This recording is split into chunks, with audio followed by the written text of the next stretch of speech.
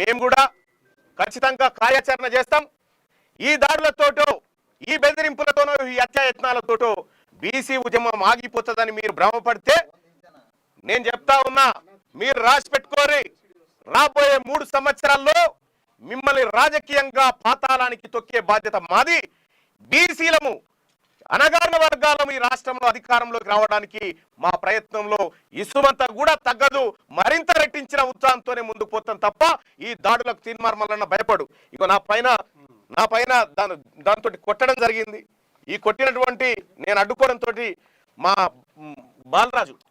బాలకృష్ణ మా గన్మెను ఆయన వెప్పన్ లాక్కొని నా మీద కాల్పులు చేయడానికి ప్రయత్నం చేశారు.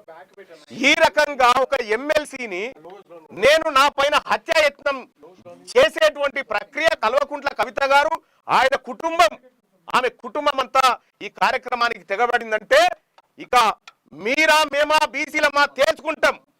ఈ రాష్ట్రాన్ని 10 సంవత్సరాల పాటు దోచుకున్నటువంటి కల్వకుంట్ల కవిత కుటుంబమా, తెలంగాణ రాష్ట్రంలో ఉన్నటువంటి 2.5 కోట్ల బీసీ సమాజమా ఇక తేల్చుకుంటాం మేము.